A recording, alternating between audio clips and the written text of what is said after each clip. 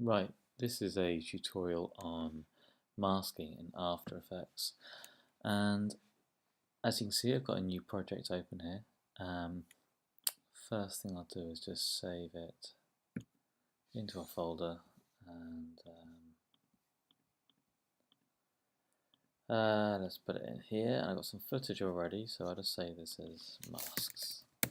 And I always recommend making a folder for your project. Any footage put in a separate folder, exports in a separate folder, all that kind of thing, makes it nice and easy. And once you've saved the master file, it just makes things easier to find. Save it at the very beginning, and then you can just hit Command S every now and again, or Control S if you're on a Windows machine, just in case anything crashes. So first of all, I'll import my footage. I'm going to use here, let's import all of these things. And right, so first of all, I just wanted to show the normal masking technique. So I'll make a new composition. I'm going to do that just by dragging this onto my composition. Makes it all the right size, same size as my footage. So you can see here I've got some waves, just a normal bit of wave footage, nothing too fancy. Now if I want to make a mask on here, there's a really easy way of doing it. Just select my footage, which is selected there at the moment. I'll deselect it and reselect it again so you can see. And then just choose a shape. So I'm just going to choose the, I don't know, get a star, and then draw a star on top of my video here, and it makes a mask. It's as easy as that.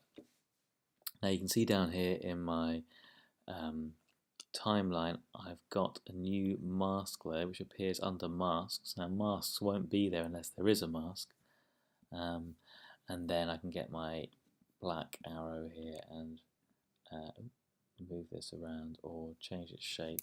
I'll undo that. If I just click on the layer there, it's easy just to move the whole thing, and as you saw, you can change the shape of your shape layer, which is now a mask, in exactly the same way as you would a normal shape layer. So that's the easiest way to make a mask.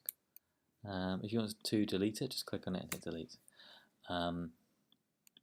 It's often useful to use rectangles for masks, especially if you're just cropping something. So, you know, I can do a little crop like that, align it center, and I've letterboxed it. That's a really easy way of getting that technique. Now, the nice thing about this is that this kind of mask, you can animate it really easily. You can see under the mask, we've got mask path, feather, opacity, and expansion.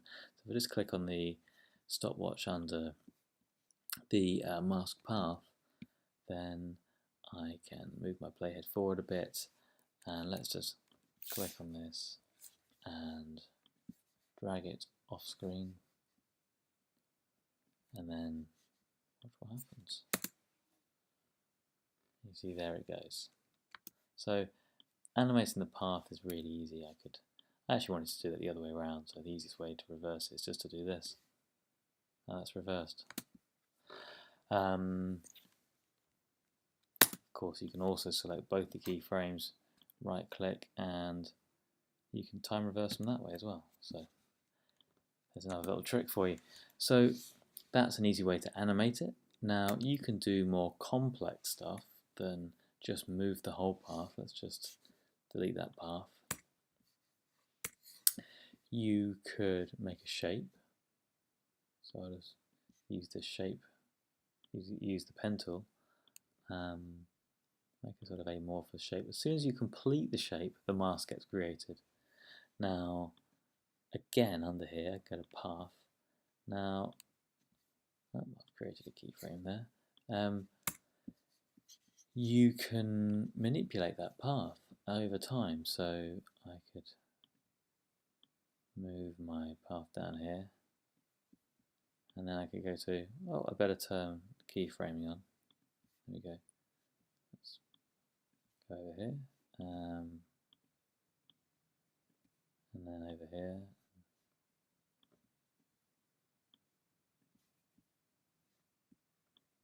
So you can probably guess what's going to happen now. This path will animate over the keyframes. Now this is pretty powerful if you really start to experiment with it. You can do some very complex things. Now, what you can also do with all of this is, with any of these masking techniques, is make more than one mask. So I could make another mask up here.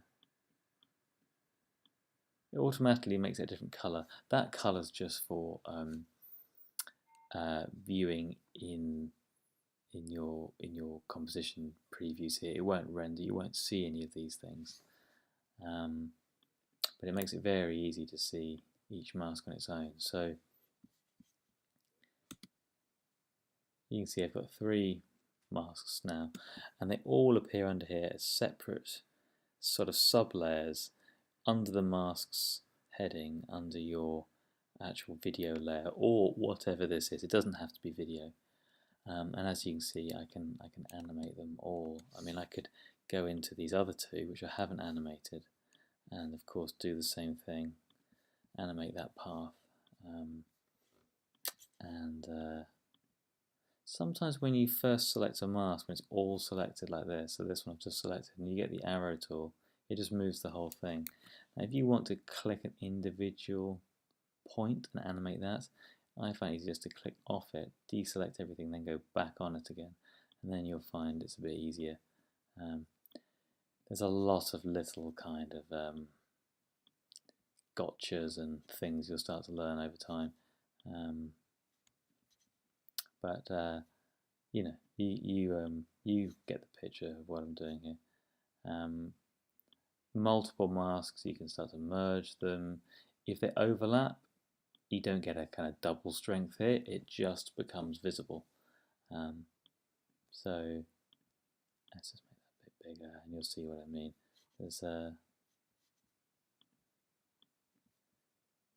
you can just keep on playing with this. So there we go. So now I'll just go back to the beginning, hit space, and you'll see as they overlap, you just start to get more of the picture revealed. So you've probably noticed there's some other things under here, so let's have a look through them. So mask feather. Feathering, if you're familiar with feathering in Photoshop, is the same thing. So it basically blurs the edge. As I turn that up, you can see the one on the top left there is blurring. I could do that on all of these, blur them a bit. Now you can animate your feathering as well, just the same as on the path. You can animate your feathering. Opacity basically turns down how much the mask is actually doing its job. It's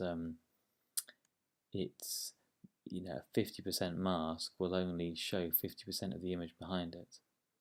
And you can play around with that a bit. Expansion can be quite useful. Rather than meticulously change the shape of your mask, let's just make things easy, and I will delete these, and I will turn off my keyframing. So go back to the beginning, turn off my feathering.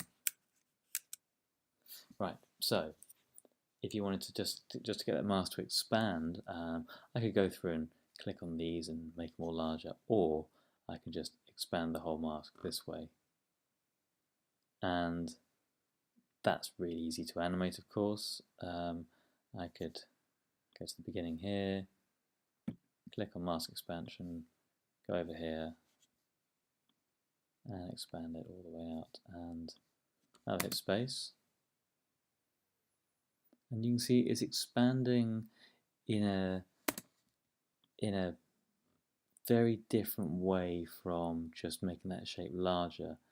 You've got an equal distance from this line in pixels all over. So of course, as it gets smaller, it does something a bit different from the actual shape. It's basically like you've got a stroke thickness that's getting larger and smaller here. So that's quite useful to get certain techniques. It will do a different thing from actually expanding this. Now what you'll notice down here, I haven't got all the controls that I'm used to with a normal layer in the transform panel, so I can't scale it here, which scaling would do something different. You would retain that shape, and that maybe is what you want. You haven't got rotation, you can't do strange things with anchor points, so why can't you do all that with masks, and what about if I want to do some different things?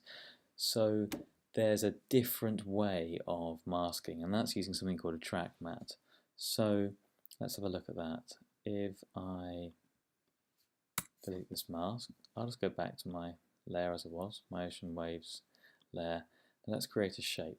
So if I select this and draw a shape, it will make a mask. That can often get you by mistake when you don't want to do it. So, and I don't want to do it now, so I'm just going to click off the layer. Easiest way to do that is click in the grey area down here, or you can click up here with your arrow tool. Oops. So you can click over here with your arrow tool. If you've got another tool selected, it's often easier just to click down here. Anyway, if I draw now, I get a shape, right? So I've got my normal fill and stroke and all that kind of stuff. Now, I've got my ocean waves layer here still, and I've got my track matte column. Now, if you don't see this, click down on the bottom left here, expand or collapse the timeline, or you can always right click up here and you can show and hide different columns. So you don't see track matte, just my preferred way is just to expand and collapse it down here. So what I'm going to do under here is go, you see it says none at the moment, I'm going to say alpha matte shape layer 1, and what that does, it uses shape layer 1 as an alpha matte. Now a matte is where you are going to chop something out like this, or reveal something in actual fact. An alpha matte works on the alpha level, so that means something that's opaque will chop out a hole like this, something that's transparent won't. And you can also see inverted, so inverted would just invert the effect, and I get everything outside my square. You can also do luma matte, so luma matte works on the levels of black and white. So you can see I had this white outline, a white stroke on that shape, so that's got a slightly more opaque mask than the blue fill on that shape, which has got a slightly more translucent mask going on there. So luma matting is useful as well. In this case I wanted to use an alpha matte. Now why use this rather than just draw a square? Well, the reason being that I now have all my transform stuff here as well, so that if you're just doing a simple shape layer, you've got easy access to things like rotation, which will rotate it around like that, and scaling will scale that shape in a normal way, not like the expansion way that I showed before. So sometimes I use track mattes rather than a normal mask, depending on what I want to do. You also have access to a whole bunch of stuff under the rectangle shape layer, which you don't under mask. You've got your kind of roundness here, you can round the corners and you can animate that. You can change your stroke, you can change your fill, all these kind of things, and of course and you can also change the colours and animate the colours in there. And if you're doing something like a luma matte, you can see, maybe I'll go to my fill, I'll turn, let's just turn off the fill, let's have turn down the opacity, and that's a really easy way of making that shape, which would be harder to do just drawing a normal mask. And if I change my colour here, you'll see as I get darker, it will make my mask, my matte darker. If I go to a bright white, you can actually see it live there. Colour isn't going to make any difference, it's levels of black and white that we're working on here. So that will do some quite interesting stuff. And you know, I could even animate my stroke width here, which will do something similar to a mask expansion.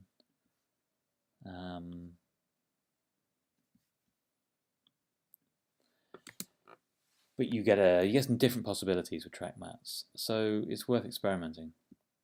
Now the other thing you might notice with a track matte, and this can sometimes sort of get you, is that when you turn on a track matte, when you select one of these, it hides that layer.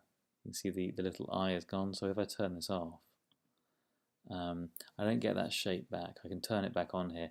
Now, that sometimes can sort of make you think something's gone wrong or whatever, but you know, that's just to let you know. Now, let's just delete my ocean waves a minute. Now, one thing that I showed you with normal masks is, just jumping back to normal masks again, just while I think about it, what if I want to mask this shape? Well, I select the layer and I select square. I want to make a little mask here, draw a square. It's drawing a square. I want to mask it, I don't want to draw a square. Now, up here, you've got tool create shape or tool creates mask. So when you're on a shape layer, when you're trying to mask a shape layer, normally the standard thing is it makes lots of shape layers it makes lots of shapes within the shape layer. Now, if you want to mask a shape, just select this, tool creates mask, and now I'm making a mask. You can see I've rotated everything here down on my rotation. So within shape layers, it's a little bit different from just select the layer and draw a shape. You're going to have to select that as well. Now let's undo back a little bit. And I've got my ocean wave back. So I'm going to delete this shape.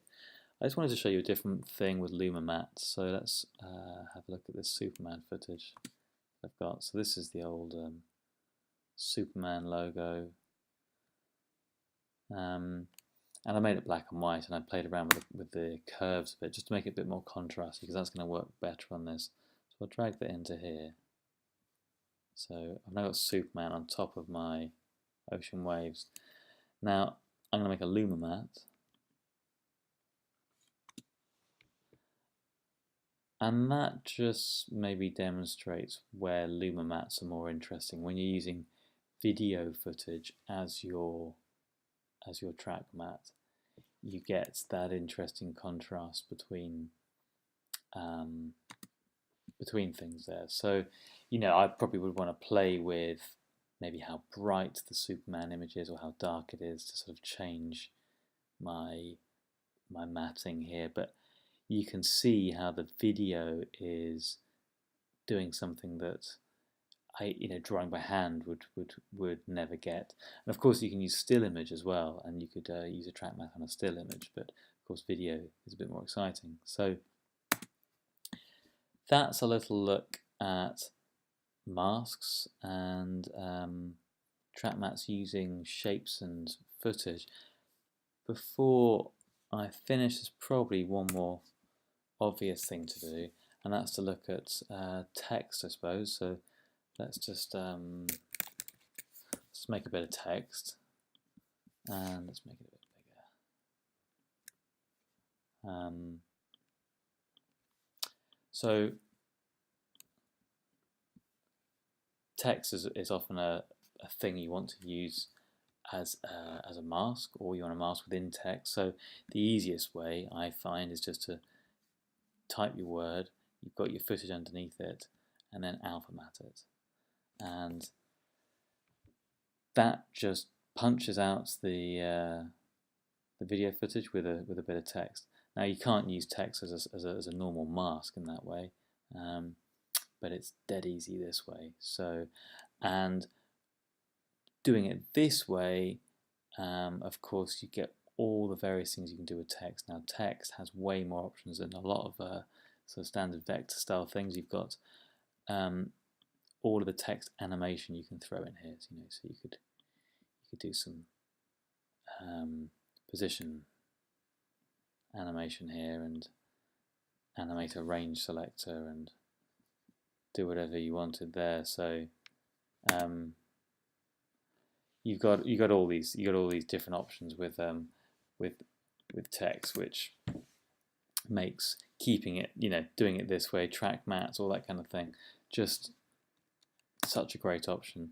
So I think that's it for now. There's probably 100 other ways of manipulating these that I've not mentioned, but you can go and discover some more, or let me know what you'd like a bit more info on. Thank you very much.